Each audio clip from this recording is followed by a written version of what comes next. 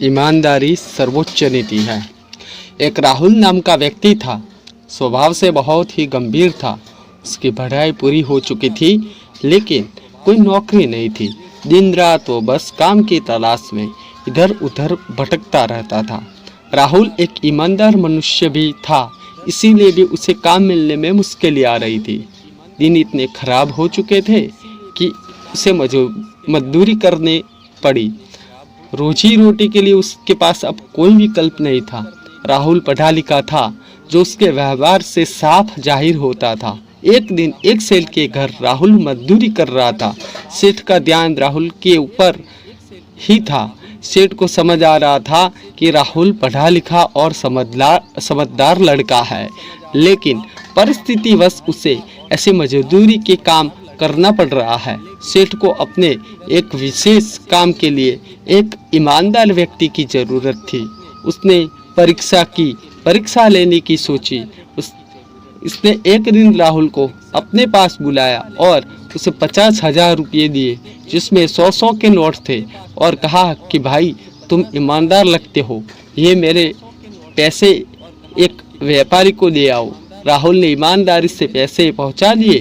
दूसरे दिन व्यापारी ने राहुल को फिर से पैसे लिए। इस बार उसमें राहुल को बिना गिने पैसे दिए और कहा कि खुद ही गिन लो और व्यापारी को दे आओ।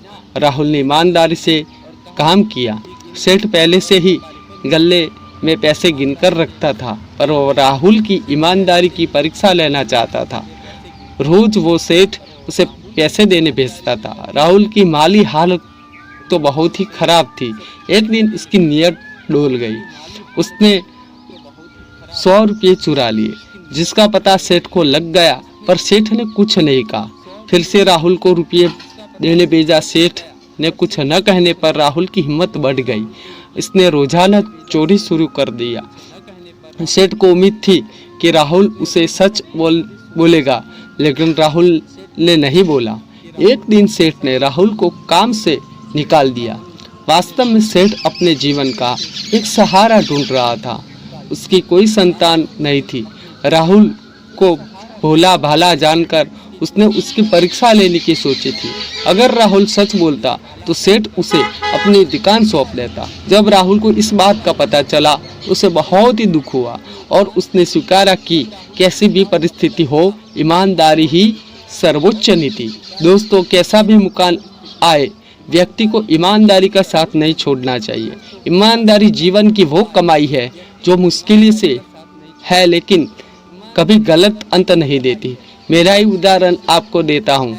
जब मैंने ब्लॉगिंग का काम शुरू किया था, तो मैं अपनी हर गलती अपने बॉस को बता देता था। मैंने उसने डांट के डर से कभी कुछ नहीं छिपाया।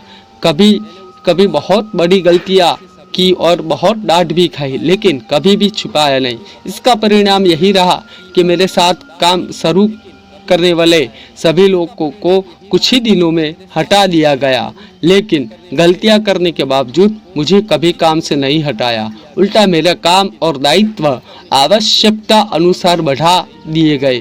मेरी इसी ईमानदारी के कारण मुझे रोज कुछ न कुछ नया सीखने को मिलता है। मेरी गलतियों का सिलसिला आज भी बरकरार है, जिसके कारण मुझे भी हटा दिया जा सकता है, लेकिन ईमानदारी के कारण मेरी उन गलतियों को हंसकर टाल दिया जाता है।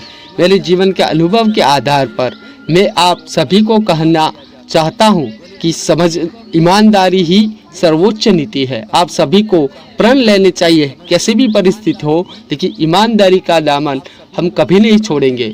दोस्तों, ये थी हमारी आज की कहानी। आज की कहानी आपको कैसी लगी हमें कमेंट कर जरूर बताइएगा, और वीडियो को लाइक, शेयर और चैनल को सब्सक्राइब कीजिएगा। मिलते हैं अगले वीडियो में, तब तक के लिए धन्यवाद।